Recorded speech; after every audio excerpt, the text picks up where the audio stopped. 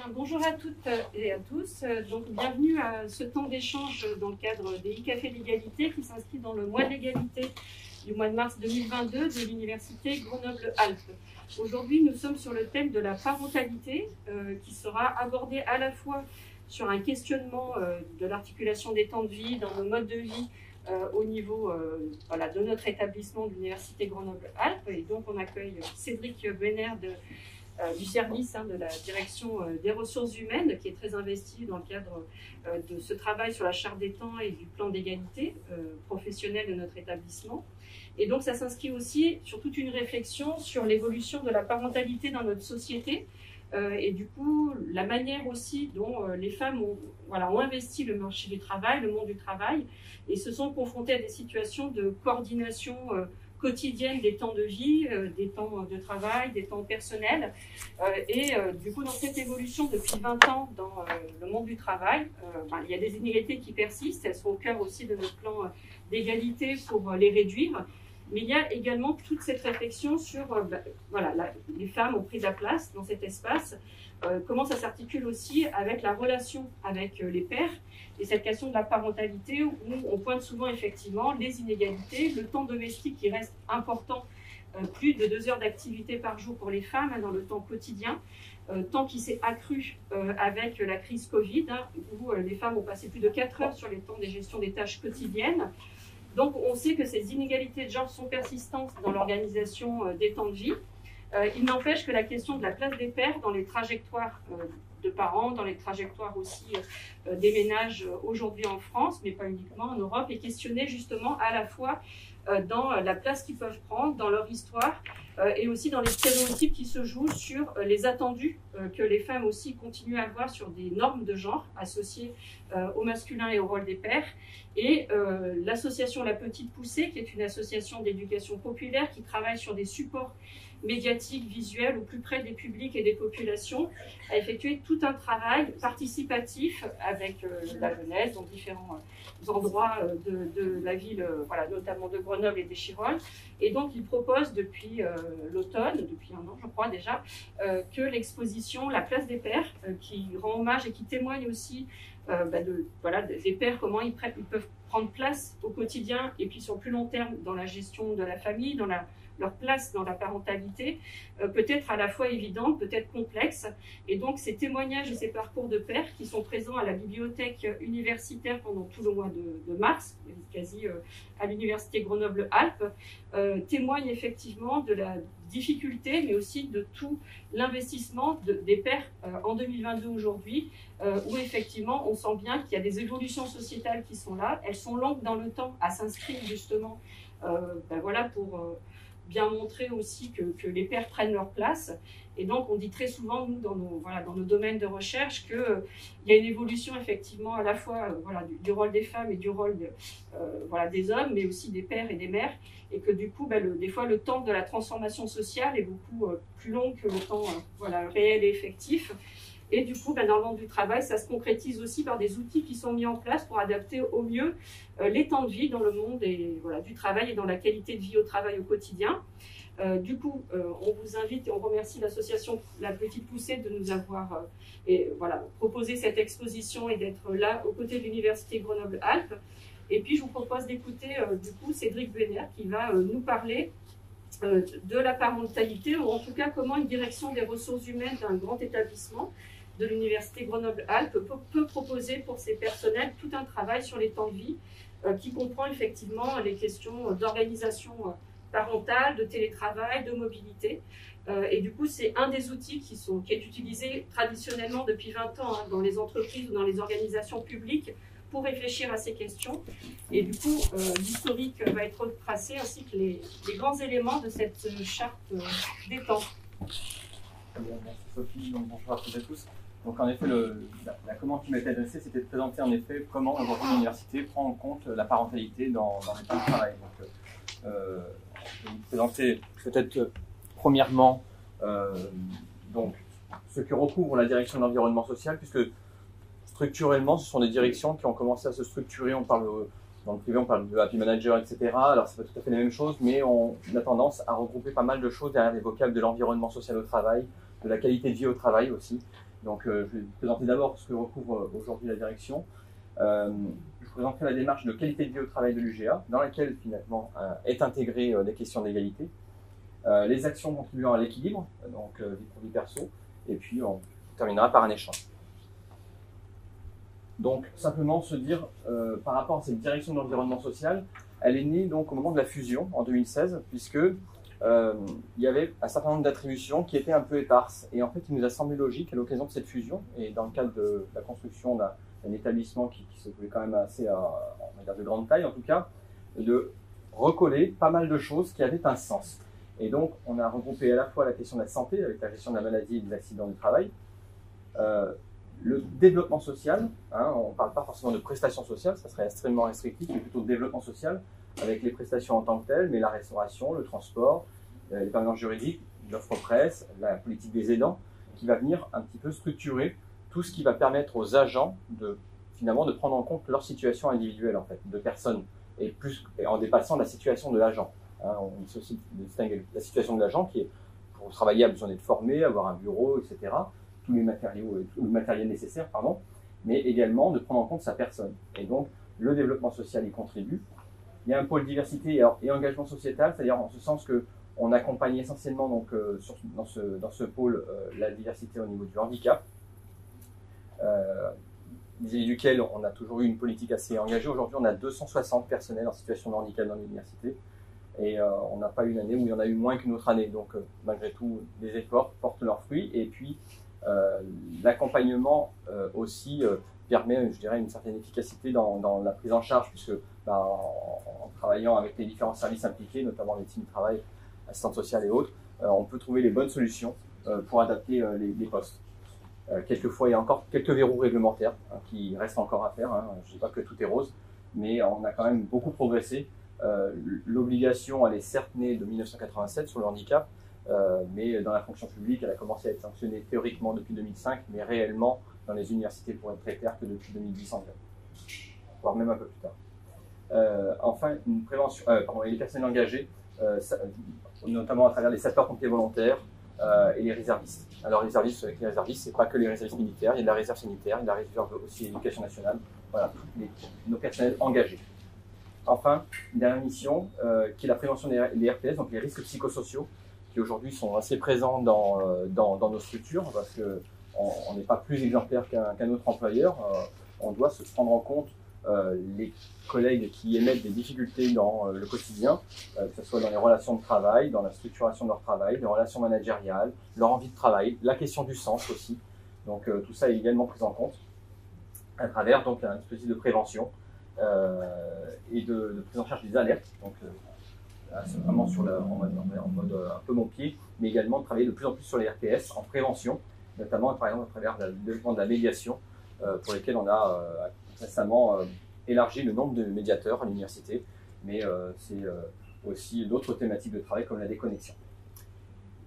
Note également que dans la direction, il y a également le service social qui est rattaché à cette direction. Donc voilà un petit peu la structuration qu'on en a faite en 2016, qui avait pour nous un sens et qui permettait un petit peu de recouvrir toutes les thématiques qui pouvaient contribuer à un équilibre vie pro, vie perso.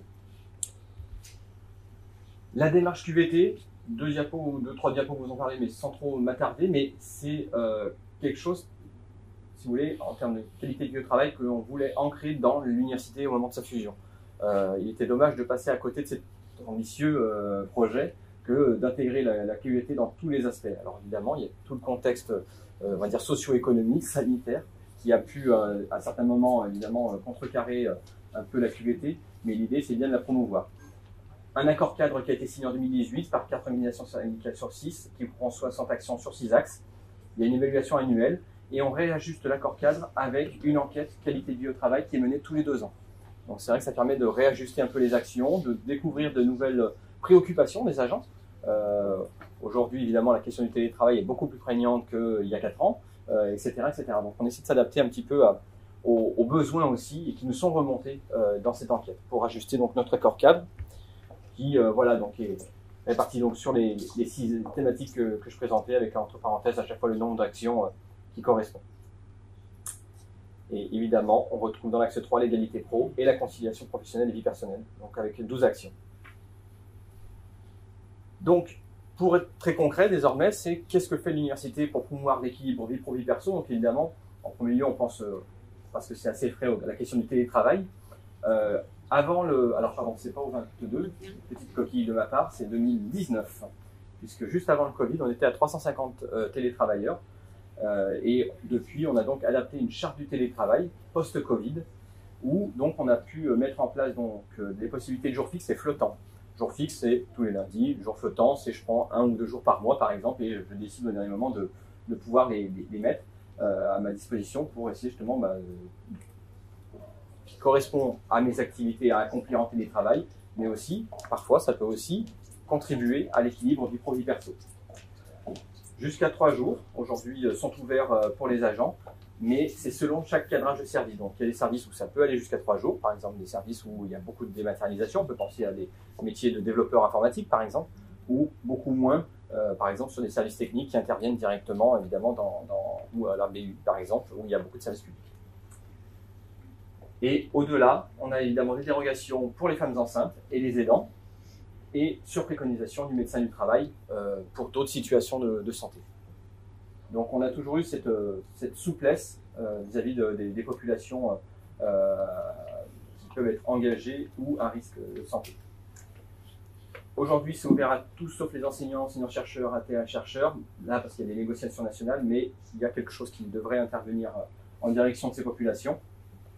Les enseignants aujourd'hui ne sont pas éligibles au télétravail, puisque l'idée, et ce que l'on souhaite tous, c'est préserver le face-à-face entre l'étudiant et l'enseignant.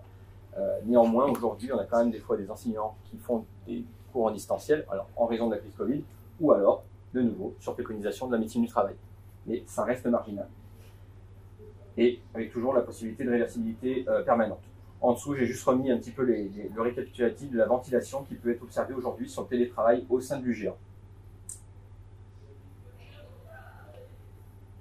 Juste en termes de statistiques, donc aujourd'hui, comme sur la partie droite, donc vous voyez donc la population qui est aujourd'hui éligible, donc c'est 2831 agents, et donc sur ces 2831 agents, vous avez donc 1352, donc soit un peu moins de 50%, qui effectuent du télétravail. Donc c'est quand même pas neutre, on est quand même une université avec beaucoup de télétravailleurs, et encore une fois, c'est juste la population éligible de 2831 agents, et non pas la population totale des agents qui est de 6000, presque 200. Donc potentiellement, c'est quelque chose qui va aussi, je pense, augmenter dans les années à venir, parce que voilà, la crise a aidé en ce sens-là. Et on voit bien qu'en termes de proportion, alors certes, les métiers BIATS sont plus féminisés que certains métiers enseignants, pour relativiser ces chiffres-là, mais on voit que c'est majoritairement les femmes qui utilisent le télétravail, qui le sollicitent en tout cas. Mais il y a forcément un corollaire avec le nombre de femmes, puisqu'on est donc à 1000 femmes sur 1900 et 267 hommes sur 231 parmi les populations éligibles.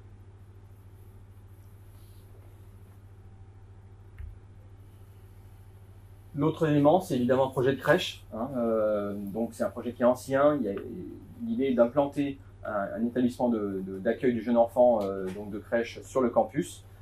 55 places, alors places, j'aurais dû écrire perso, sont envisagées en tout cas, avec donc une ouverture aux partenaires de l'université. Donc on pense évidemment aux établissements composantes que sont Sciences Po ou Grenoble INP, l'ENSAG, mais on peut imaginer d'autres partenaires tels que le CRUS ou des collectivités territoriales également. Avec une ouverture prévue en septembre 24. Donc à ce jour, il n'y a rien qui s'oppose à cette ouverture à cette date-là. Pas plus tard que ce matin, le conseil d'administration a mis un avis unanime au projet. Donc j'ai envie de dire, il continue et évidemment qu'il contribuera à trouver l'équilibre, puisqu'aujourd'hui, sur le territoire grenoblois, on a 26 places sur 100 enfants qui sont ouvertes en accueil collectif, contre 21 au national. Donc on est un peu mieux doté en accueil collectif sur le territoire, mais malgré tout, on n'est qu'à 26% finalement de places ouvertes en collectif, qui est pourtant le mode de garde qui est recherché avant tout pour les gardes d'enfants. Et par ailleurs, on a aussi le corollaire des assistantes maternelles qui diminuent en nombre, tant sur le territoire qu'au national. Et donc, même si en parallèle de tout ça, on a actuellement, depuis 2-3 ans déjà, avant Covid, on a une baisse de la natalité au niveau national. Mais en tout cas, le projet de crèche aura, je pense, de beaux jours devant lui, en tout cas. Sur Sophie Louargan, le président d'introduction, on a également adopté une charte d'usage des temps de travail. Donc, j'ai pas spécialement profité à chaque fois, mais c'est vrai qu'on a mis en place des plaquettes qui illustrent un petit peu à chaque fois pour promouvoir un petit peu les dispositifs. Donc, il y a le télétravail, et donc on a la charte du télétravail que j'évoquais avant. Et donc là, pour revenir, on a donc une charte du bon usage des temps de travail, qui est une charte qui, j'ai toujours un peu tendance à le dire, que si elle était absolument respectée, on y trouverait un grand équilibre déjà. Et il n'y a pas forcément besoin de beaucoup d'autres choses pour essayer de se préserver des temps de travail hors travail ou de dépassement de temps ou de ne pas pouvoir poser ses congés, etc. Si on observait déjà absolument la charte, ça serait déjà formidable, mais en tout cas, ça reste toujours comme un pense-bête, un garde-fou, on va dire plutôt, pour essayer de tenir un petit peu son temps de travail. Donc on rappelle à travers ces 4 fiches, mail, réunion, déconnexion, temps de travail, les grands principes de l'organisation de ces temps de travail, en privilégiant à chaque fois des conseils à privilégier, d'autres à éviter ou d'autres à ne pas faire, hein, tout simplement. Donc il y a 3 niveaux, et donc ça a plutôt une vertu pédagogique, parce que évidemment la valeur juridique d'une charte, quelle qu'elle soit, du travail ou autre, est malheureusement nulle en droit, mais néanmoins elle est régulièrement rappelée, soit à travers les newsletters de l'université, soit à l'occasion des rentrées universitaires, mais en tout cas c'est quelque chose qui est régulièrement rappelé, même en équipe dirigeante, pour qu'on observe un peu ces temps de travail et finalement cette contribution donc à l'équilibre vie pro-vie perso. Les autres actions autour des cycles de travail, à l'université, et ça s'est généralisé également aux établissements composantes, mais il y a une possibilité de travailler quand on est à 100% sur 4 jours et demi, ce qui n'est pas forcément ouvert dans toutes les administrations, et ça c'est vrai que beaucoup d'agents trouvent un équilibre à faire leur 100% sur 4 jours et demi, en déposant, alors sans forcément faire cliché, mais le mercredi après-midi, ou une autre après-midi, ou un autre matin, pour conjuguer les obligations familiales, le compte épargne-temps comme beaucoup par ailleurs. Ce qui est intéressant à noter, c'est aussi les possibilités, alors pour les personnels, on va dire BIAT, donc bibliothécaires, ingénieurs administratifs, techniciens, sociaux et de santé, c'est un acronyme un peu long, mais qui permet aussi de préparer, de permettre de faire son temps de travail en semaine paire ou impaire. C'est-à-dire le volume d'heures reste le même, mais on peut avoir 2 horaires, ce qui peut correspondre des fois à des parents qui ont des gardes alternées, etc. Donc ça, c'est assez prisé également pour trouver l'équilibre. Et enfin, des changements de quantité de temps de travail en cours d'année qui sont examinés au cas par cas, mais lorsqu'il y a des motifs, notamment familiaux, qui sont annoncés, on peut prendre des questions, des temps de séparation, qui occasionnent des baisses de revenus, etc. C'est observer une bienveillance. Et ça, je dirais que c'est essentiellement dû à l'autonomie dont dispose l'université aujourd'hui, que l'on peut le faire, parce que d'autres administrations ne permettent pas un changement de quantité de temps de travail en cours d'année. Donc ça, après, il y a d'autres administrations qui peuvent permettre, je ne l'ai pas mis sur la diapo parce qu'on ne le propose pas, mais peuvent aussi mettre en place ce qu'on appelle un temps partiel annualisé. C'est-à-dire que, par exemple, vous demandez un temps partiel de 80%, et ben pendant un temps de 4-5 mois, vous allez être à 100%, et le reste de l'année, vous allez être à 60%. Donc voilà, c'est une disposition qui existe. Elle peut peut-être certes en effet contribuer fortement à un équilibre selon les difficultés que l'on peut rencontrer, mais par contre c'est vrai qu'en termes d'organisation et d'intégration dans les organisations de travail, c'est beaucoup plus compliqué de tenir compte de ce paramètre. Les autres mesures qu'on a beaucoup investies ces dernières petites années, c'est les mesures en faveur des aidants. Notez que je ne note pas aidants familiaux, mais aidants, parce que la notion d'aidant est bien plus large que les aidants familiaux. Mais c'est vrai qu'à l'université, on a élargi depuis 2007 une autorisation d'absence qui était facultative en faveur des aidants, pour l'ouvrir à 4 jours. On a également mis en place le congé de proche aidant, alors, qui est de toute manière une disposition réglementaire. On a également développé le don de jours, qui existe dans la fonction publique, mais en l'élargissant à la possibilité de donner des jours non seulement comme le prévoit dans la réglementation, à des enfants de moins de 21 ans, mais finalement à toute personne qui aurait à charge quelqu'un dont il aurait la surveillance ou l'assistance. Donc on a ouvert largement la possibilité de don de jour. On a également, sur la thématique des aidants, les actions des assistantes sociales qui ont mis en place des groupes de parole, mais également des communications qui sont tenues dans le cadre des lundis du social, qui sont en fait une série de communications qui sont promus à l'année et qui traitent un petit peu des thématiques pratico-pratiques du quotidien. Donc ça peut être la relation à l'ado, les réseaux sociaux, le sommeil, le patrimoine, ma relation à la banque, ma sécu, ma mutuelle, etc. Et il y a également des communications autour des aidants. Et donc ce sont des communications qui ont lieu donc tous les lundis entre midi et 2. Enfin pas tous les lundis, un lundi par mois, entre midi et 2. Enfin, d'autres mesures sur la parentalité. Alors, très réglementaire, congé de solidarité, de présence parentale, qui sont deux congés. On va dire qu'ils ont le mérite d'exister. C'est-à-dire qu'un agent donné, à un moment donné, qui n'a pas d'autre choix que de s'arrêter, n'est pas obligé de démissionner, par exemple. Mais ils sont assez peu avantageux parce que on est sans rémunération et qu'on perçoit une indemnité, je ne vais pas dire de bêtises, mais il me semble que c'est via la CAF, et qui est assez basse, en fait. Donc, elle n'est pas forcément très incitative. Et du coup, j'ai envie de dire, on préconiserait plus davantage de solliciter le don de jour quand ce sont des périodes courtes, quoi, finalement. Puisque voilà, solidarité, c'est plutôt un accompagnement de proches en fin de vie, et le présence parentale, là, c'est plutôt, voilà, en effet, quand c'est les enfants qui ont des difficultés, notamment généralement postnatales, quoi, pour lesquelles la présence de la mère ou du père est fortement recommandée. Évidemment, on cite quand même, il y a le congé de deuil de l'enfant, qui est un congé assez récent dans la fonction publique, et des jours enfants malades, comme peut-être vous connaissez déjà le dispositif.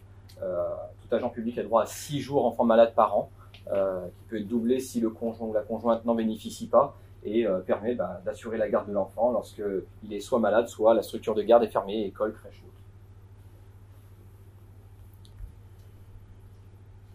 La parentalité, juste indiquer en complément qu'on a également mis en place des fiches infos sur le congé parental sur la carrière, parce que c'est vrai que quand on prend un congé de parentalité, on n'a pas forcément toutes les conséquences, on n'a pas connaissance justement de l'impact de ce congé sur la carrière et sur la retraite, donc on informe au plus possible. Il y a des aides financières sous le forme de prestations sociales, donc ça c'est des prestations sociales qui sont soit interministérielles, soit propres à l'UGA, et donc qui sont promus en direction des agents. On a à nouveau les communications du lundi du social, où on parle des choses qui peuvent être en effet autour de la HPI chez l'enfant, la non-motivation des ados, j'ai cité juste avant les réseaux sociaux, se séparer, divorcer, c'est aussi contribuer à un équilibre, parce qu'on sait que les temps de séparation peuvent être des fois assez compliqués, complexes et forcément assez angoissants, donc plus c'est préparé quelque part, mieux c'est accompli, mais en tout cas voilà, on donne un peu les billes sur ces genres d'infos. Et puis voilà, donc évidemment l'ensemble des infos se retrouvent également sur l'intranet, et on essaie de faire aussi des articles réguliers dans la newsletter. Voilà un petit peu, j'ai fait rapide, peut-être trop rapide, mais en tout cas voilà toutes les mesures qui sont aujourd'hui mises en œuvre au sein de l'Université Grenoble-Alpes pour contribuer à l'équilibre vie pro-vie perso, et en tenant compte à la parentalité. Et je conclurai également parce que lorsque Sophie Loirvan a pris la parole pour l'introduction, ça m'a fait penser qu'il y a aussi d'autres thématiques que l'on aurait pu proposer, comme la mobilité, parce que c'est vrai qu'il y a les rapprochements de conjoints, il y a des dispositions réglementaires, j'aurais pu le rajouter, mais également on peut aussi aller plus loin dans les thématiques comme grossesse et travail. C'est vrai que c'est des choses qu'on pourrait aussi investir, et également il y a des choses aussi qui sortent sur télétravail et handicap. Donc voilà, comment concilier les temps de vie pro et perso. Voilà, je reste à votre disposition si vous avez des questions. Les communications des lundis du social, elles sont enregistrées? Alors, non, elles ne sont pas forcément enregistrées. Quelques intervenants ne veulent pas, okay. Mais j'ai demandé à ce qu'on puisse étudier cela, parce que je pense que c'est assez utile en replay d'avoir ça même sur l'intranet. Hein, voilà. Mais oui, c'est demandé.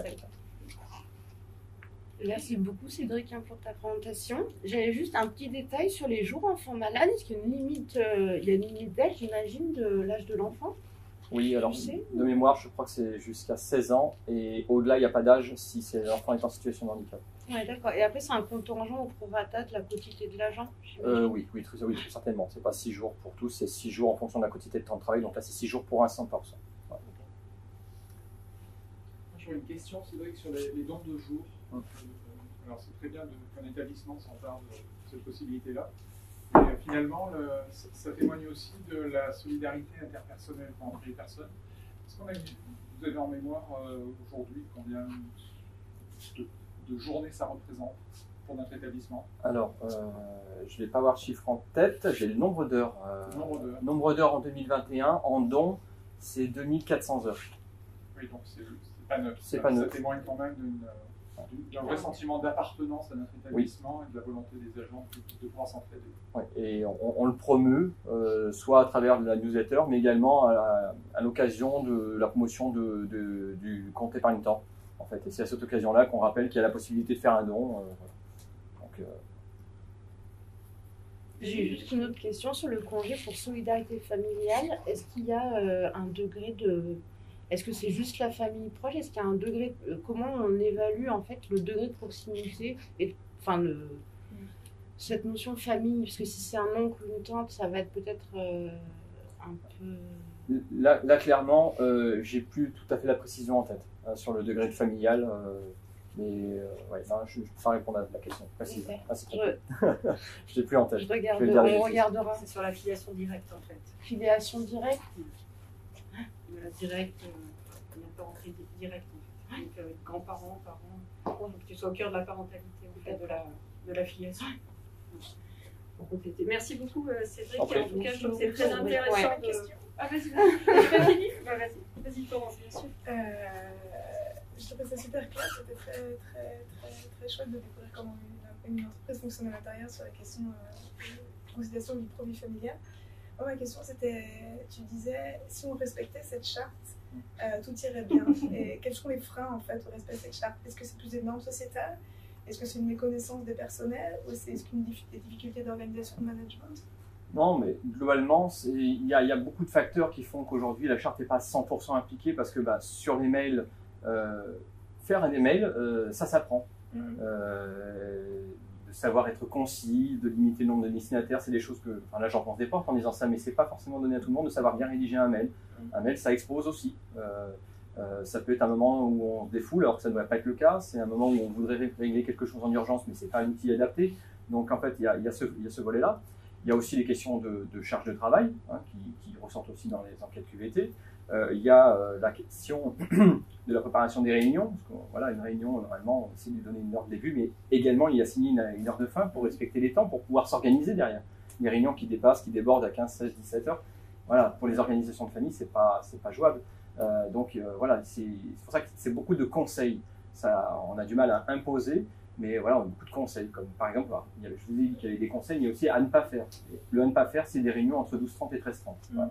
Quand c'est des temps de communication qui sont libres d'accès, pas de souci. Mais quand ce sont des réunions de travail, non, mais il faut distinguer les deux. Il faut distinguer les deux. Pour les conférences. Voilà, quand c'est quelque chose qui est au libre choix de la personne de participer, voilà, c'est pas un problème. On s'organise à mort, on mange un sandwich, n'importe.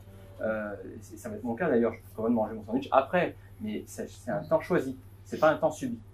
Et vraiment, il faut distinguer ça. Donc il y a plein de petites choses et c'est vraiment une question d'acculturation à ça en fait. Donc oui, voilà, c'est plurifactoriel en fait, le fait qu'on n'y arrive pas à aujourd'hui observer à 100% la charte. Est-ce que vous avez aussi une approche genrée par rapport à ces questions-là de qualité de vie au travail?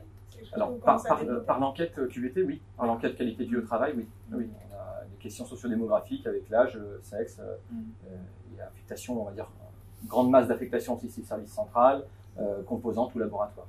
D'accord. Donc là, il y a des choses qui sont à regrouper et on attend là, dans les prochains jours le résultat de l'enquête 2021. D'accord. Peut-être pour faire le lien, donc merci beaucoup Cédric, parce qu'on voit bien que la question des ressources humaines, c'est pas que de la gestion de postes de personnel, c'est aussi beaucoup d'humains. Et tout le travail fait sur la QVT, sur tous les outils qui ont été présentés, c'est aussi pour améliorer cette qualité de vie au travail.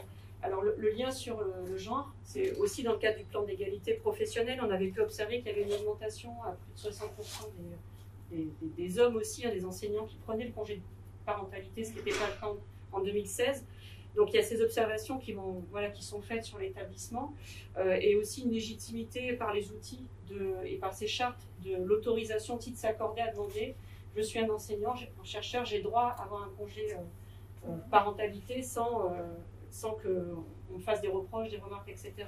Parce que ça a souvent été le cas. Enfin, je sais que moi-même, j'ai dû forcer certains collègues en disant qu'ils avaient le droit de prendre leur congé de père, de parentalité, puisqu'on est sur ce thème-là. Et c'est vrai que du côté, alors moi, voilà, des publics enseignants, chercheurs et administratifs qui sont plus féminins, sur la question des femmes, on voit bien qu'il y a des verrous dans les carrières, justement, par rapport à ces questions d'articulation de temps des vies, qui vont effectivement coincer à un moment donné quand on a envie de progresser dans des évolutions un peu plus classique hein, pour les hommes. Il n'empêche que voilà, tout ça se régule aussi. C'est pas les hommes et les femmes d'un côté, c'est qu'à un moment donné, il faut avancer ensemble sur ces questions des inégalités de genre. Et c'est vrai que les réunions tardives, les conseils d'administration qui peuvent être tardifs sur certaines composantes, la question de la prise de parole, enfin, voilà, tout ça est travaillé aussi dans cette qualité voilà, de vie au travail. Et c'est vrai que du coup, il y a des mécanismes aussi de régulation qui vont se mettre en place au fur et à mesure. Voilà. Donc, sur la place des pairs, peut-être qu'on peut faire une transition sur oui, de toute façon, on merci abordera, beaucoup, Cédric. Merci. On abordera ce question-là aussi, hein, parce que C'est bon? Petit curseur, il est où?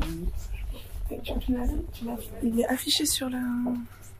J'arrive. Je vois pas ma souris. Attends, excuse-moi. Non, mais je vais peut-être mettre un peu plus de... Mais ça, c'est déjà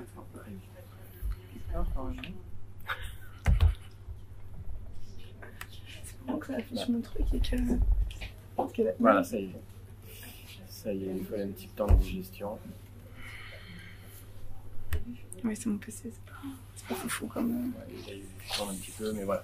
Ça y est. Alors, Hop, tac. Et après, je laisse ça. tu me le remettras, elle était là du coup?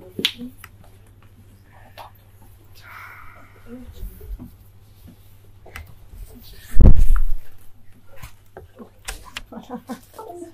On y est.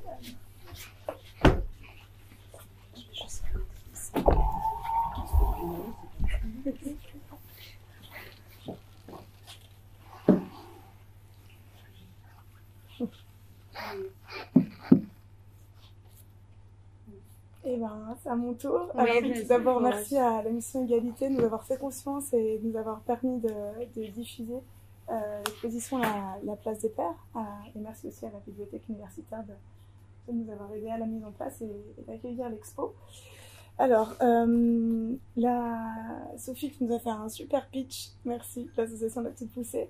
Donc, on est une association qui existe depuis 2006 et on accompagne la transformation citoyenne via les outils numériques, qu'est-ce que sont la vidéo, le podcast et la photo. Notre objectif, c'est de valoriser la parole et l'expérience via la pédagogie d'éducation populaire.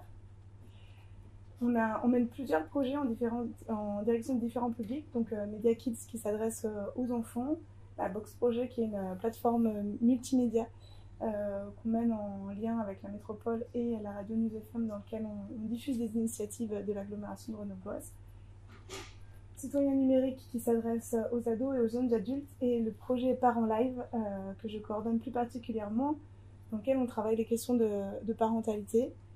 Donc Parents Live, c'est donner à voir la parentalité sans filtre parce que quand on devient parent, finalement c'est pas tout à fait toujours ce qu'on avait imaginé, sans que ce soit la catastrophe, mais il y a un petit gap en fait entre ce qu'on avait idéalisé et ce qui se passe dans la vraie vie. Et l'idée c'est de pouvoir prendre du recul, de se déculpabiliser.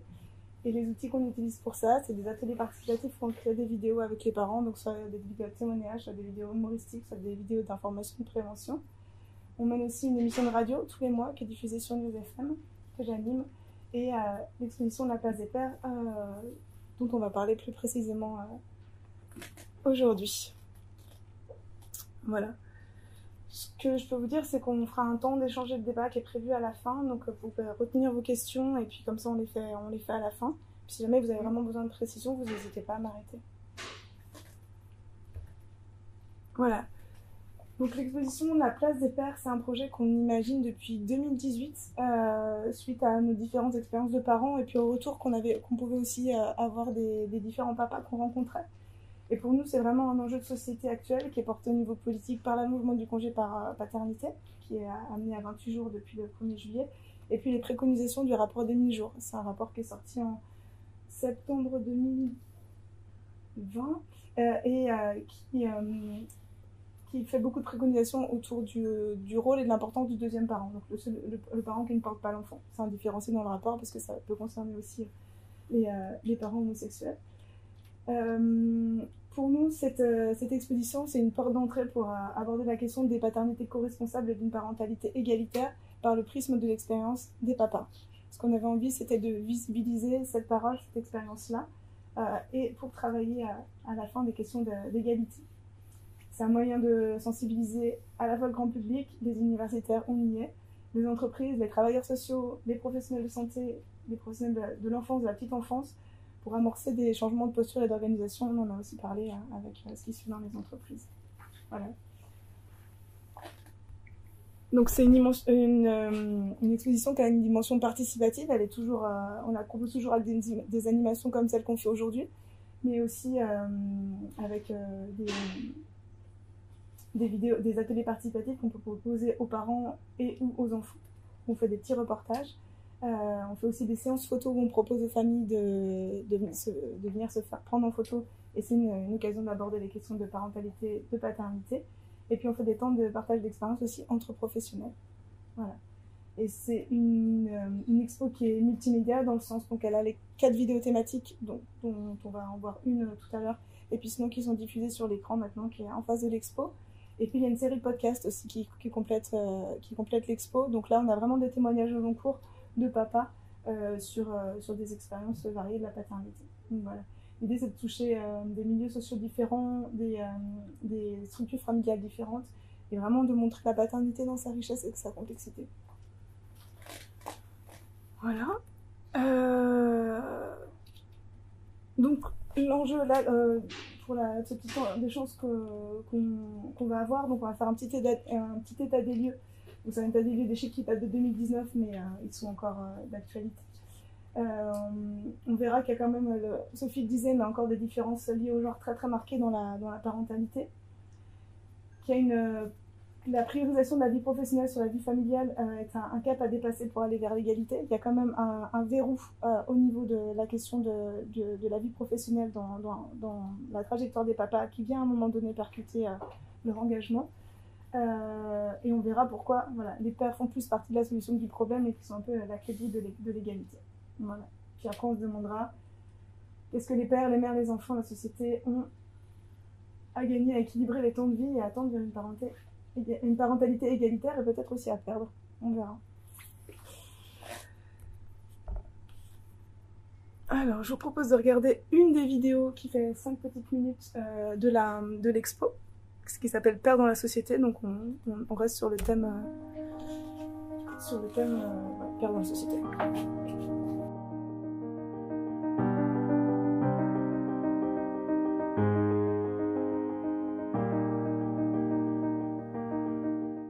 La place du papa dans la vie de son enfant, mais aussi dans la société. On a tendance à oublier le papa, on a tendance à l'écarter. On dit une famille ou on dit la maman, que ce soit à l'école, que ce soit ailleurs, que ce soit chez les institutions, que ce soit les sorties, les vacances, c'est toujours la maman qui s'en occupe.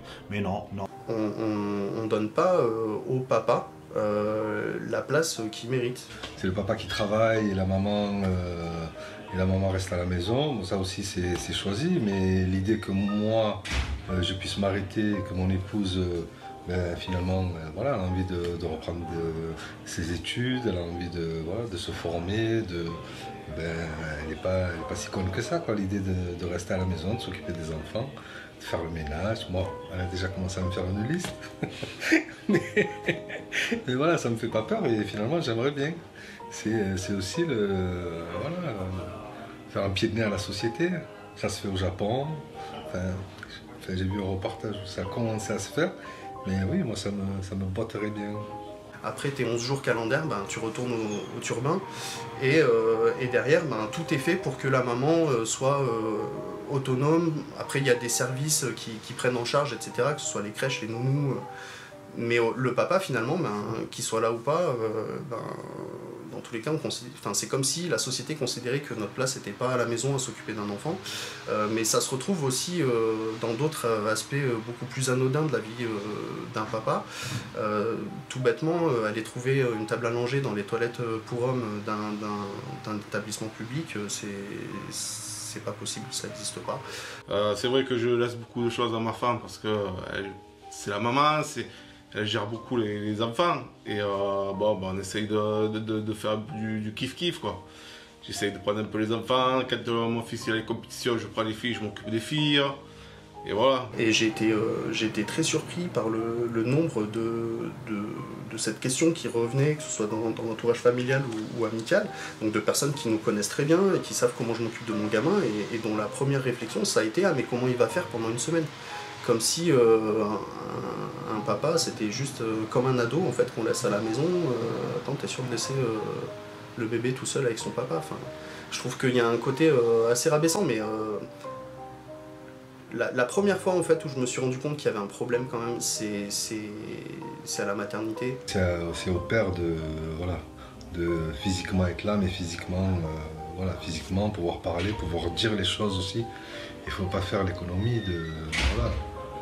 Physiquement, oui, on est père, mais on n'est pas à côté. On est là, on est avec la maman, on est avec les enfants. Moi, quand on va en rendez-vous, on va en rendez-vous avec les enfants. Que ce soit médical, que ce soit... on est là, on est tous ensemble. Ils n'ont même pas un regard pour papa. Moi, je me rappelle une fois où je me suis carrément fait claquer la porte au nez, parce qu'on était deux. La sage-femme a dit « Entrez ».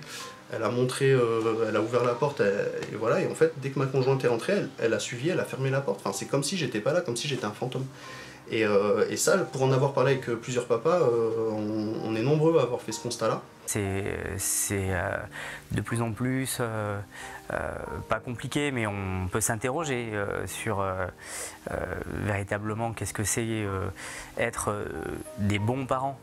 Parce que être parent, c'est une chose, mais la question, c'est est-ce qu'on est de bons parents.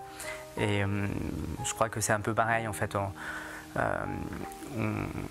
On apprend tout le temps, et c'est une manière à deux et avec les enfants finalement de dialoguer, de discuter, d'être dans une sorte de co-construction en binôme avec le papa et la maman, ou les papas ou les mamans. En tout cas pour nous c'est un papa et une maman, mais dans tous les cas je pense que c'est la plus belle aventure humaine.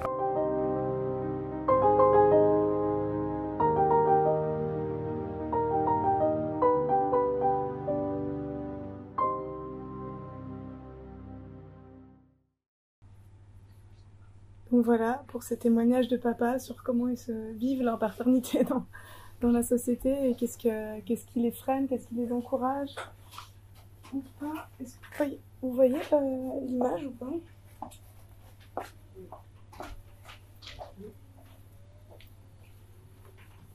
Ouais, ça a été un peu tiré, je sais pas pourquoi. Voilà, donc pour vous donner quelques chiffres sur la paternité en France aujourd'hui. Donc il y a 83% des hommes qui déclarent ne pas vouloir donner à leurs enfants la même éducation que leur père. Les pères ils passent en moyenne 60% de leur temps libre avec leurs enfants. C'est souvent des temps qui sont plus courts et plus fractionnés que ceux des mamans. Et 47% des pères ils déclarent ne pas passer assez de temps avec leurs enfants. Donc après, on peut dire que quand même la paternité, ça concerne la majeure partie des hommes, parce que 4 hommes sur 5 sont papas. Donc là, maintenant ça a évolué, il y a 28 jours calendaires de congé parental. On y reviendra, mais il y a des grosses différences entre le temps que passent les mères et le temps que passent les pères par jour avec leurs enfants. Donc là, ici 41 minutes pour les papas, 95 minutes pour les mamans, donc 2 fois plus. Concernant le congé parental, on voit qu'il y a 67% des personnes qui le prennent, donc c'est vraiment pas l'ensemble du tout des pères qui le prennent, avec notamment des facilités chez les personnes qui sont en CDI dans la fonction publique. Voilà. Dans le cadre de la justice familiale des séparations, c'est quelque chose qui est très prégnant dans le discours des papas. Il y a une grosse crainte de la séparation, de ne plus pouvoir voir ses enfants, ou en tout cas de voir le couple se séparer, on y reviendra aussi. Mais on voit que donc il y a 15% des parents solo qui sont des papas, 17% quand même des enfants de parents séparés qui ne voient jamais leur père, donc il y a une réelle absence de père dans certaines familles. Et puis dans 80% des cas, les enfants sont hébergés chez la maman dans un cas d'accord conjoint. Donc ça veut dire qu'il y a 20% des situations qui sont conflictuelles. Donc c'est pas la majorité. Voilà. Pour aller sur la question de la répartition des tâches éducatives et domestiques, donc Sophie vous l'avez dit aussi, c'est une évolution qui est réelle mais très très très lente. Donc aujourd'hui, donc là les chiffres varient, mais on a comme 65% des tâches parentales qui sont assurées par les femmes, donc 4 heures par jour vs 2 heures avec un pour les enfants. Donc on distingue tâches parentales et tâches ménagères. Donc dans les tâches ménagères en tant que telles, 80% sont assumées par les femmes. Bien que dans le discours, les hommes sont à 69% d'accord pour penser que c'est pas tout à fait normal. Il y a des évolutions aussi qui sont liées au fait qu'on fait plus appel à des services extérieurs pour les ménages et qu'il y a des aspirateurs qui font l'aspirateur tout seul, il y a des lave-vaisselle et tout. Donc ce qui explique que les femmes consacrent 1 heure de moins aux tâches ménagères et les enfants aussi, ce serait bien, mais les hommes 7 minutes de plus entre 1986 et 2006. Et voilà, moi l'idée c'est de se dire on reconnaît mieux le travail domestique, il est mieux calculé, on sait mieux la valeur qu'il a, mais il est toujours pas rémunéré, donc ça pose quand même toujours problème en termes de reconnaissance et de qui travaille, comment, pourquoi et comment on comptabilise le temps de travail de chacun.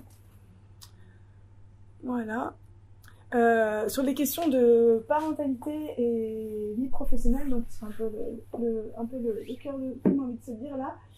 On remarque qu'il y a un écart de salaire dans les couples hétérosexuels qui est de 42%. En gros, et c'est beaucoup moins significatif chez les personnes célibataires. Ouh là là, mais il y a beaucoup de trucs qui dans ma présentation, je suis désolée.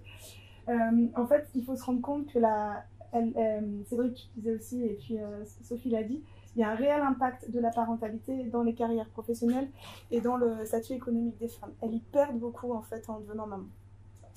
Ce qui n'est pas du tout le cas chez les hommes en fait. Parce que la paternité elle a plutôt des conséquences positives en termes de statut. On va faire plus confiance à un père et les hommes pères sont mieux payés que les hommes qui n'ont pas d'enfants. Voilà.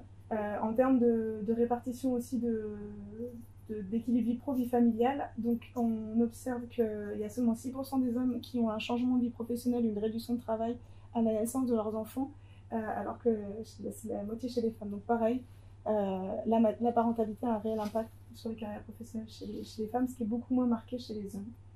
Et puis voilà, après une stat en cas d'enfant malade, il y a 6% des pères qui s'en chargent et 7 hommes sur 10 qui déclarent compter sur leur compagne, bien que les congés d'enfants malades ne sont pas genrés. On est d'accord. Voilà. Il n'y en a pas plus ou moins pour les hommes, pour les femmes. Voilà.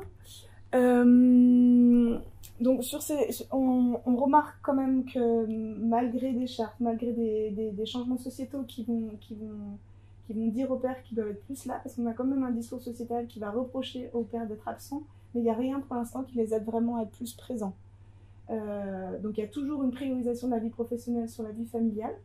Donc parce que le monde du travail il reste quand même traversé par la question de valoriser le temps passé au travail, la question du présentéisme.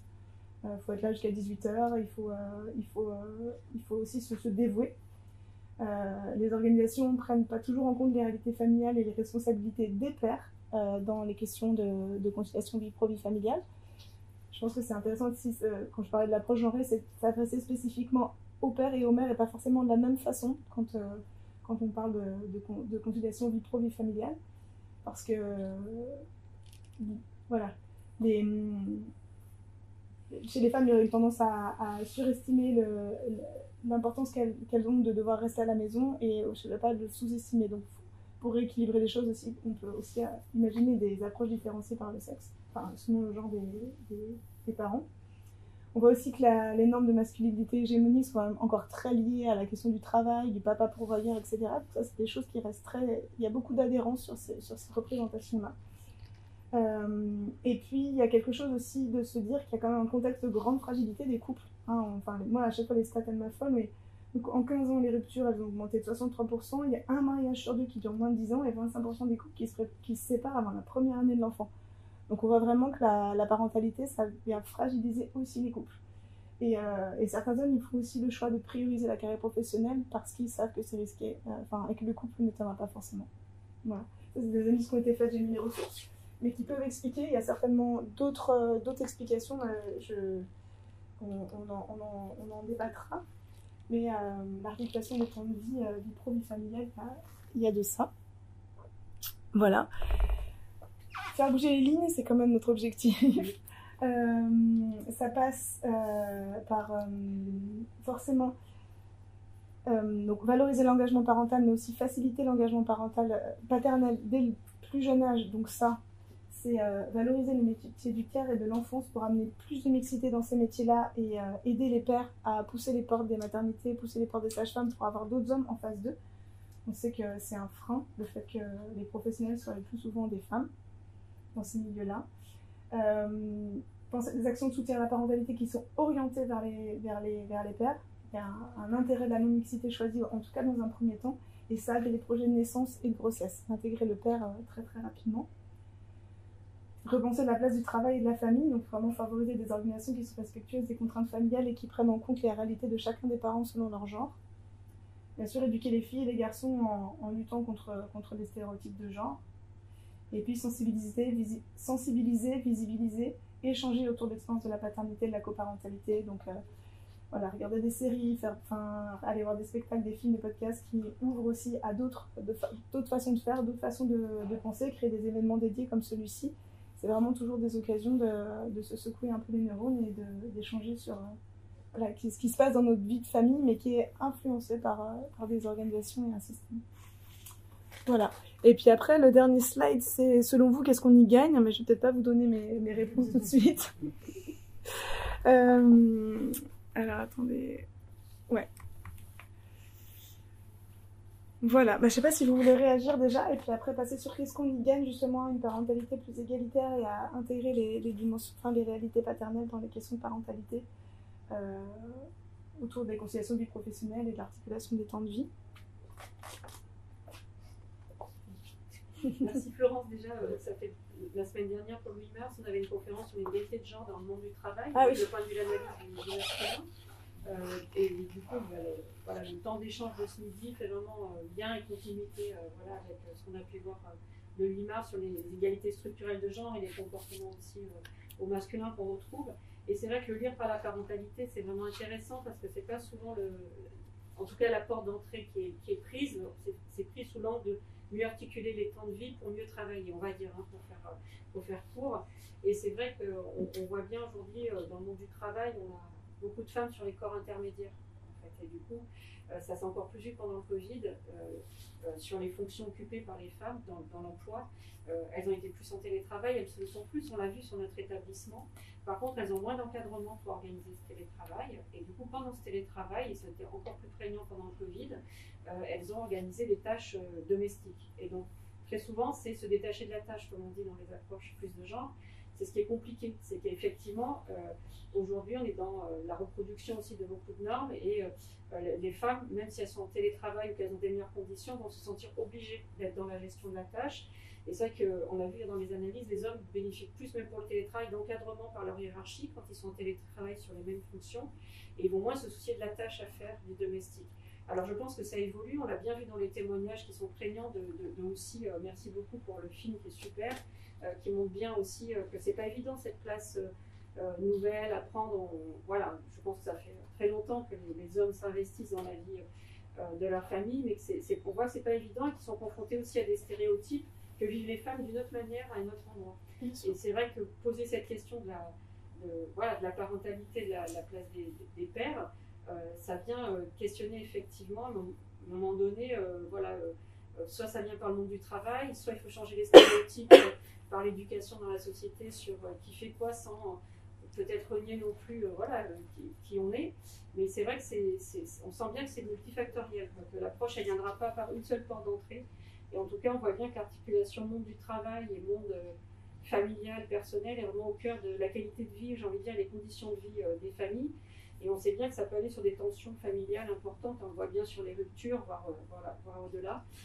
Donc en tout cas, merci, moi ça m'intéresse vraiment et je trouve ça super d'avoir ces paroles des hommes, de la voix des hommes, des pères, qui n'est pas souvent mis en avant et en lumière dans les approches de genre, mais qui montre aussi quelque part quelque chose de rassurant. C'est sur des pères aussi qui ont pris conscience de leur place par rapport à la parentalité. Et je ne suis pas sûre qu'il y a 20 ans, 30 ans, alors il ne faut pas généraliser, mais qu'on aurait eu les mêmes témoignages aussi sur je voulais rentrer à la maternité, on m'a claqué la porte, bon, on devrait trouver ça normal parce que c'est l'espace de la femme, il faut pas y aller, de la maman, etc. Donc il y a quand même des évolutions, je pense, notables, mais effectivement, c'est structurel, c'est un peu long. Voilà. En tout cas, merci beaucoup. Il y avait plein de questions. Allez-y, posez des questions. C'était pas par rapport, enfin c'était pas une question, c'était par rapport à ce qu'on a gagné. Je pense que déjà par rapport au bien-être familial et notamment des enfants, le fait d'avoir notamment un père plus présent dans les premières années ou juste en apaisant les tensions familiales liées au fait que ce soit pas égalitaire, il y a tout à y gagner à ce niveau-là en tout cas. Ouais, du côté de l'apaisement et de l'équilibre. Moi, j'avais une question sur l'absence des pères, parce qu'il y a un chiffre qui est assez frappant, c'est le nombre de pères qui élèvent seuls leurs enfants après une séparation. Je crois qu'ils sont que de 15%. Ça veut dire qu'on a 85% des femmes de femmes qui sont des familles monoparentales. Voilà, ouais. Et moi je l'avais ressenti.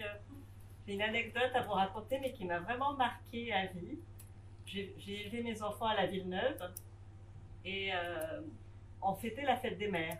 Et puis finalement, les maîtresses ont décidé collectivement de ne plus faire la fête des pères parce qu'il y avait trop de femmes seules et qu'il y avait trop d'enfants pour qui cette fête des pères était douloureuse. Parce qu'ils se demandaient, à chaque année, ça leur posait la question. Et donc, à la Villeneuve, pendant des années, on a fait la fête des mères, on n'a pas fait la fête des pères. Je trouvais ça impressionnant concernant le nombre de femmes seules à élever leurs enfants et donc l'absence des pères qui est frappante et qui pose un problème de société énorme. Oui. Alors nous, on est vraiment tandis que là, on est sur des pères qui ont envie de trouver leur place. Et il y a un projet sur l'absence des pères qui est en train de se monter à la Villeneuve. Nous, du coup, on est un peu le corollaire, l'autre qui fait un peu pencher la balance dans l'autre sens. Donc, j'ai pas trop j'ai pas bossé cette question-là en particulier, mais je sais que c'est très problématique. Et que souvent, nous, quand on arrive avec la question de la place des pères, on nous dit souvent, mais ils sont pas là. Ok, bon. Pauline, c'est pas qu'à la Villeneuve, enfin moi j'habite juste à côté, j'ai eu exactement la même situation, enfin pareil, quartier Malherbe, enfin c'est parce que c'est le quartier voisin, mais les maîtresses avaient arrêté de fêter la fête des pères, et moi ça m'avait effectivement, enfin j'avais réagi de la même façon en me disant mais c'est quand même grave, il y a un souci. Mais bon voilà, moi alors de voir les chiffres, j'ai peut-être une vision, j'avais le sentiment que les choses avaient plus avancé dans le sens de la place des pères. Mais parce que je pense que j'ai une vision assez déformée du fait que dans le réseau que je connais là, c'est plutôt des gens qui sont catégorie sociale bien favorisée et bien bobos et que du coup là il y a un vrai discours sur la place du père. On voit les pères porter leur bébé, on voit leur père, enfin voilà, autour de moi, dans la génération de mes enfants en tout cas, et qu'en fait dans les chiffres ça n'a quand même pas tant bougé que ça et voilà, mais je suis d'accord, c'est très très long, il y a plein de codes, plein de choses à transformer. Après, ce qu'on a à gagner, en termes de même sociétalement, je ne sais pas si ça se dit, l'équilibre et la sérénité, le fait que ce ne soit pas que la moitié de l'humanité qui s'occupe des enfants, mais que ce soit tout le monde, on ira vers un plus grand équilibre pour tous, quoi. Enfin, la société, le monde économique, le monde psychologique des enfants, enfin tout. Et on est vraiment dans une société où en fait de plus en plus de femmes se suffisent plus ne trouvent plus ça valorisant en fait de se dévouer à leur famille. Déjà socialement, je pense que les injonctions sont autour de soit une super maman, soit une super travailleuse, soit une super partout. Donc ça amène à des burn-out et c'est pas bien non plus. Mais il y a quand même il y a moins de satisfaction à remplir ce rôle de maman dévouée, quoi. Ce qui reste un tabou encore, même chez les jeunes mamans. Là, moi, j'ai des collègues qui partent en congé de maternité avant. Enfin, là, il y en a une récemment qui m'a dit mais j'ai hâte de reprendre le travail. C'est pas facile à dire. Non, c'est pas facile, mais c'est des réalités. Et du coup, ça génère encore plus de frustration quand le compagnon n'est pas dans une dynamique d'équilibre. Parce que justement, on serait en attente, quoi. Du coup, voilà, il y a des auteurs qui estiment que les séparations sont justement liées au fait que, voilà, donc on assume moins ce côté inégalitaire et voilà, quand ça marche pas comme on veut, ben, les séparations sont souvent à l'initiative des femmes, en fait. Mais souvent pour ces questions-là. Pas toujours, mais souvent pour ces questions. C'est une question aussi d'éducation à faire auprès des garçons, des futurs pères sur la place qu'ils pourraient prendre ou la manière dont ils peuvent la prendre. On revient à ça. Et il y a quelque chose qu'évoquait Muriel sur les foyers monoparentaux. 14% de foyers monoparentaux en France, c'est les femmes qui gèrent les foyers. Et c'est vrai que les ruptures de vie, les divorces, on sait que ça. Il y a la question de la place du père qui est questionnée. Puis il y a un témoignage très fort dans votre exposition sur quelqu'un qui dit j'ai été père le jour où j'ai l'impression qu'on m'a accordé une place de père le jour où j'ai fait ma séparation. C'est quand même très dur comme vocabulaire, comme mot utilisé. Et en même temps, c'est vrai que c'est une réalité. Il y a des femmes seules qui sont en gestion de famille. Et là, on est dans la triple charge mentale au quotidien et qui se retrouvent effectivement sans rapport au père, à la parentalité dans la suite de leur vie ou de manière plus empruntillée. Donc c'est des réalités aussi sociétales et c'est vrai que les attentes sont différentes. Alors c'est souvent les femmes qui demandent des divorces pour moult raisons. Peut-être que oui, les nouvelles générations éduquées aussi ont trop d'attendus qui n'ont pas été explicités assez à certains pères, mais il ne faut pas tout reprocher aux femmes. Vous voyez, elles doivent être superwoman, super tout, et en plus de faire ce travail d'éducation auprès des conjoints. Donc c'est vrai que la sphère éducative, de toute façon, on le dit tout le temps, l'école, le collège, le lycée, toute la socialisation qui se passe aussi à la fois dans l'institution de l'école, dans la sphère sociale, culturelle, les associations, etc. Il y a aussi ce travail sur le plus long cours à faire, il me semble, dans la société pour que la place du père, elle soit aussi, et la parole de quelle est sa place, répétée dans différents lieux de socialisation, où on sait bien où se joue aussi la construction des masculins et des féminins dans la société, de la future place qu'on va occuper dans la société. Alors c'est vrai qu'il y a d'autres pays en Europe qui travaillent sur ça et sur la manière de faire évoluer un peu ces stéréotypes. Donc voilà, je voulais plutôt évoquer, peut-être rebondir sur quelque chose qui a été évoqué sur le fait aussi, on a de la place des pères, les femmes se retrouvent seules, la charge mentale aussi par rapport à ces foyers-là. Qu'il ne faut pas évacuer. C'est vrai que la place des pères est vraiment à discuter. Et on voit bien que des pères investis dans votre témoignage et tout, c'est bien. Mais du coup, c'est vrai qu'il reste aussi ces réalités structurelles pour beaucoup de femmes aussi de l'absence de la prise en charge de la parentalité, de la famille pour certains foyers. C'est sûr. Moi, je rebondis un peu sur la question de l'éducation, notamment des jeunes garçons sur la place des pères, etc. Parce que y a des chiffres que je trouve intéressants sur le fait qu'il y a quand même, je crois que c'était 69% des hommes qui trouvent que c'est pas normal que ce soit encore la femme qui s'occupe de la majorité des tâches. Un certain nombre aussi qui trouvaient qu'ils n'avaient pas assez de temps pour faire les choses qu'ils aimeraient avec leurs enfants, etc. Et du coup, ça montre qu'il y a quand même, d'un point de vue éducation liée, ces croyances-là, elles ne sortent pas de nulle part, donc peut-être que c'est les résultats d'une évolution au niveau de l'éducation, mais pour autant, il y a toujours ce décalage entre les croyances et les attentes et ce qui va être dit et la pratique. Donc en fait, ça pose aussi la question de est-ce que l'éducation c'est suffisant, parce que le simple fait de penser qu'on n'a pas assez de temps pour faire les choses qu'on aimerait, etc. Mais en même temps, on voit que ça bouge pas tant que ça, comme on disait, assez lentement. D'où ce décalage-là, comment on pourrait le... En fait, il se passe plusieurs choses.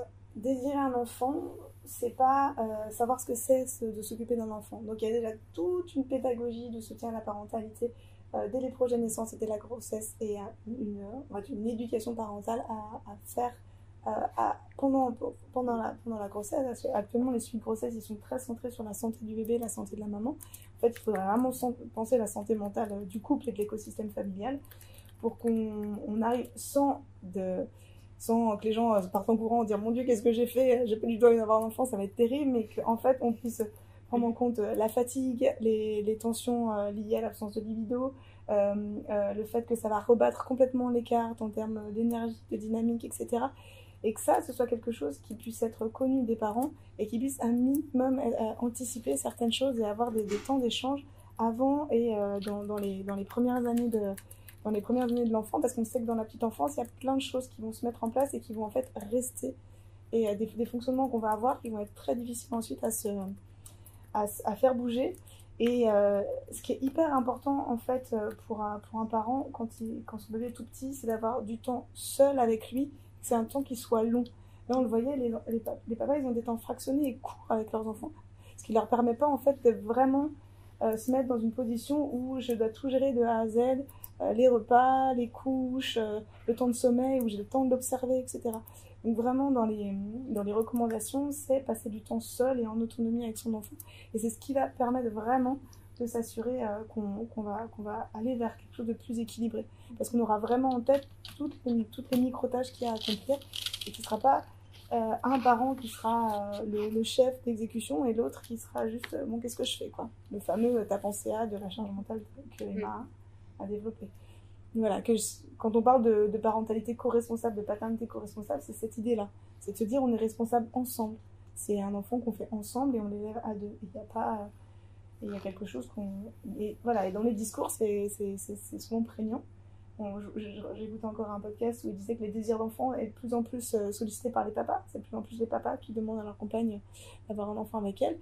Mais ce qui ne veut pas dire que dans le quotidien, ils vont réussir à quelque chose, dans un partage des tâches équitable. Donc voilà, sur cette question-là. Et le décalage entre le discours et la pratique, ce qu'on observe on l'observe dans plein de champs. Mais pour moi, il faut vraiment penser les choses comme un système, en fait, qui part de qu'est-ce que l'entreprise fait à la parentalité, à la paternité, qu'est-ce que l'éducation fait au papa, qu'est-ce que le couple aussi fait aux hommes et aux femmes, qu'est-ce que les enfants nous font vivre et qui nous incitent vers des réflexes de protection pour les mamans, des réflexes de fuite des fois chez les papas ou l'inverse, etc.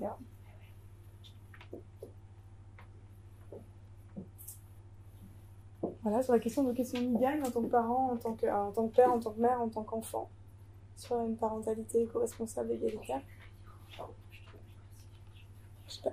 J'ai pas l'heure en fait. 48. 48.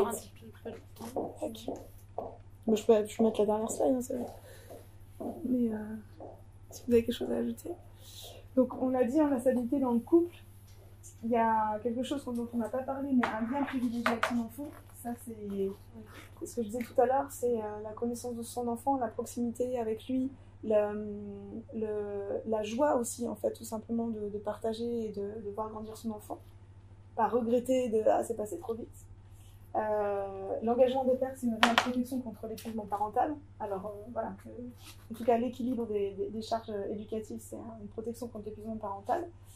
On gagnera des sous aussi. L'égalité, ça boosterait l'économie. Si les femmes travaillaient plus et les hommes travaillaient autrement, on pourra faire un café e-égalité sur la question du travail dans la société, parce que ça c'est aussi un vrai sujet. Mais voilà, répartir autrement le travail et le repenser autrement, on y gagnerait. Et puis pour les femmes, on a dit moins de charge mentale. Et puis il y a aussi plein d'autres choses qu'on n'a pas évoquées, mais on pourrait passer beaucoup de temps. Moi, ma question, j'ai tout le temps, qu'est-ce qu'on pense qu'on y a à perdre aussi dans ces schémas-là? Parce que si on s'y accroche, c'est bien que quelque part, il y a des privilèges aussi, pour les uns, pour les autres. Ce serait quoi, selon vous? Comme on disait tout à l'heure, le fait que pour les hommes, c'était plutôt favorable d'être père et qu'on allait lui confier plus de responsabilités, etc. Peut-être que finalement, en fait, ça viendrait à s'équilibrer et on verrait plus ce favoritisme d'un côté et cette pénalité de l'autre pour les femmes. Et juste, ça serait plus égalitaire, tout simplement. Et du coup, bon, c'est pas forcément y perdre, mais juste... ou alors tout le monde y gagnerait, je sais pas. Mais ouais. En tout cas, voilà, on verrait plus déséquilibre là et donc moins de favoritisme d'un côté... pour le père en entreprise. Moi, je pense que pour les pères, le frein, c'est la peur de perdre en liberté d'action, parce que voilà, il faut quand même un petit boulet, une perte de liberté quand on s'occupe d'un enfant qu'on doit composer avec, son emploi du temps, etc. J'ai une question, si c'est pas des témoignages que j'ai entendus, mais les papas donc témoigner, on avait posé la question. Donc, Camille est mon collègue. Donc, tu as dit incognito. Ordinateur qui poussait, donc Florence notamment. Et là, pour le coup, enfin, la question, le témoignage qu'on avait, c'était un papa qui dit, mais enfin, est-ce que vous imaginez, moi je suis sur le chantier. Et donc, je vais voir mon chef de chantier, au milieu de tous les collègues au marteau-piqueur et à la masse, et dire, il faut que j'aille à l'école chercher ma petite fille parce qu'elle est malade. Il dit, la pression du regard de l'environnement et de la manière dont je vais être jugé, elle a juste empêché de le faire. Pour lui, c'est quasi impossible de dire, mais il faudrait que je transgresse tous ces codes, il faudrait que je bouleverse tous les regards là d'un coup d'un seul, et c'est une certaine responsabilité. Je veux dire, il faut quand même avoir un peu quelque part les épaules aussi pour pouvoir assumer tous les regards d'un coup, de pouvoir bouleverser des schémas bien inscrits. Et puis j'en viens aussi à comment finalement, depuis le plus jeune âge, dès les dessins animés, moi je m'intéresse beaucoup aux dessins animés, parce qu'on voit tout ce qui est impulsé en dessin animé, de manière, ça commence très tôt. Alors, on ne parle pas des histoires, les histoires de Sandrino, les histoires le prince, le chevalier, etc. Forcément, on crée des choses dès le plus jeune âge. Dès la post-natalité, on voit bien aussi le côté papa protecteur, papa logistique, etc. Sans forcément, et là on parle de masculinité, c'est comment, c'est Riverdé qui parle du masculin sensible, de dire à quel moment finalement l'homme aussi assume complètement, avec la société assume ce regard de l'homme sensible, finalement, et l'homme capable de ressentir des émotions, capable d'avoir un instinct paternel. On ne parle pas d'instinct paternel, et pourtant l'instinct maternel qui est tellement inscrit et qui est quasi une injonction pour la femme d'avoir l'instinct maternel. J'ai une copine qui avait juste du mal à créer du lien avec son fils. J'y arrive pas. Elle me dit, c'est d'autant plus culpabilisant. C'est dur. Parce que derrière, tu as la grand-mère qui dit, et puis tu as le mari qui est là. Ça serait bien quand même qu'il y ait un peu de connexion, mais elle n'arrive pas.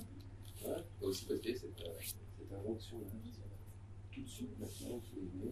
Et c'est ton rôle, c'est d'aimer tout de suite.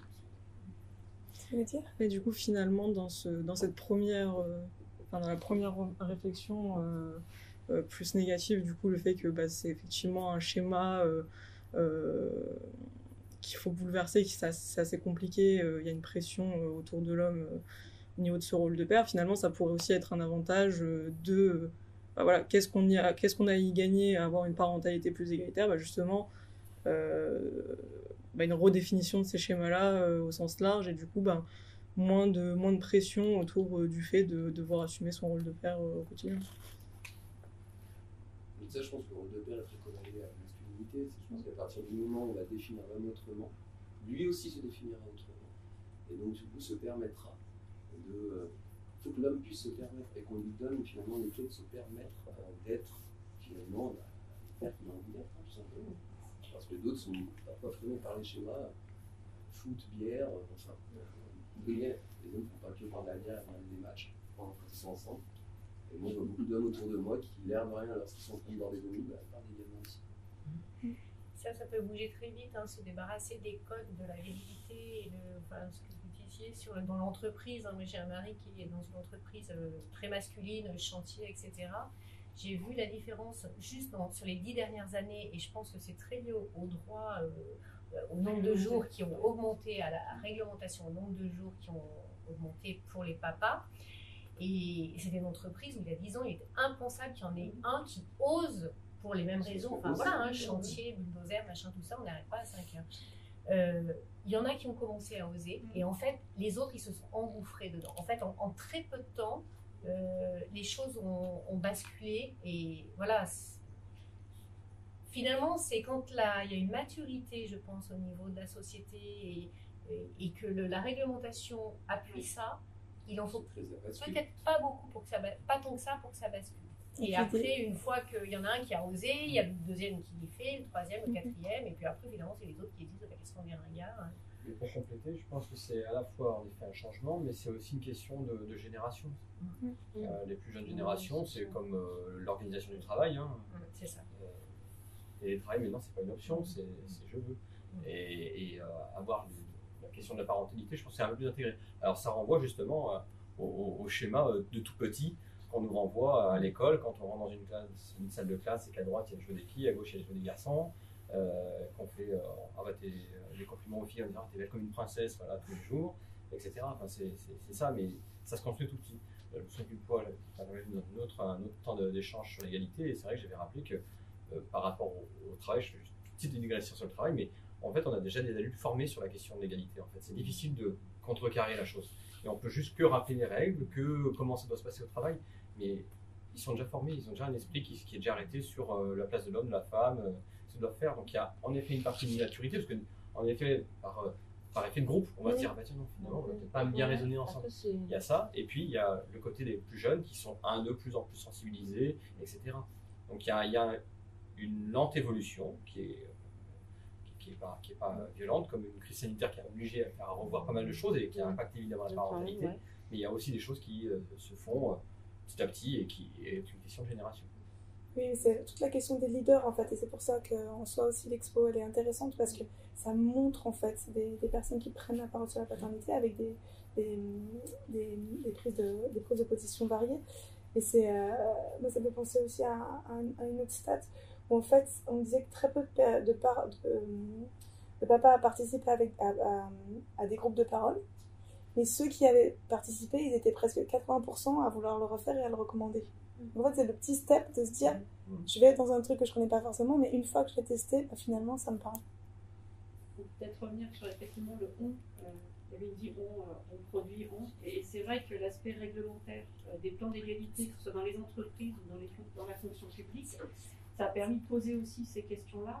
Et le fait qu'il y ait du réglementaire et du droit, je reviens dessus, hein, mais on le voit au niveau national, alors que ce soit dans le milieu qu'on connaît bien des universités, surtout les bilans dans les entreprises.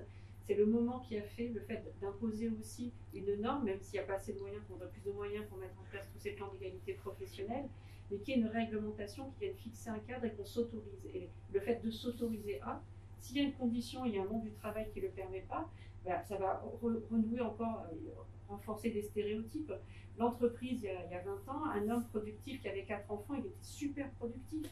Parce qu'en fait, c'était un modèle de virilité où en plus il était père, il assumait une charge de famille, et donc on était dans le performatif.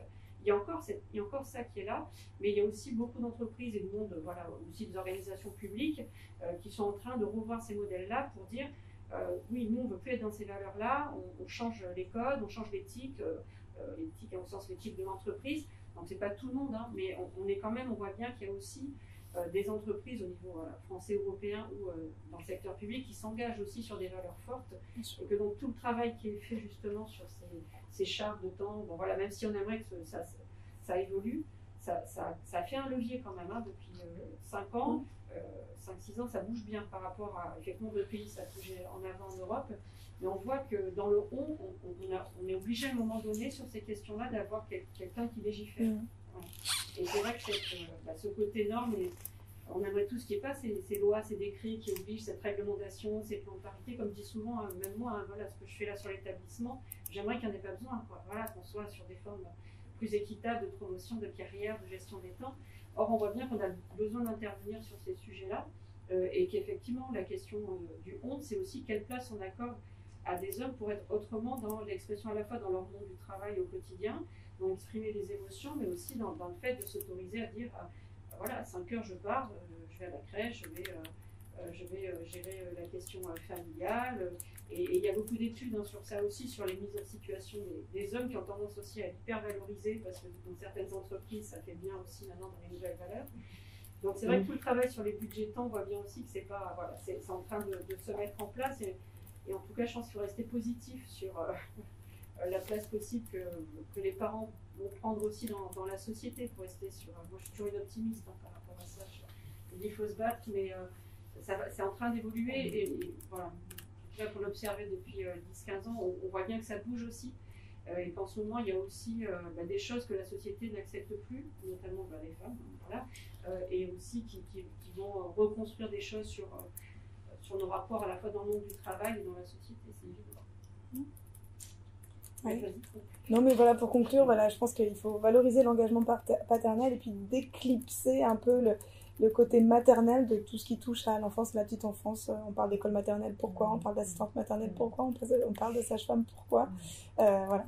tout ça, où en fait on baigne dans une société qui dit en creux, voilà, les mamans, vous occupez des enfants, et puis les papas, vous faites autre chose, vous arrivez plus tard en tout cas.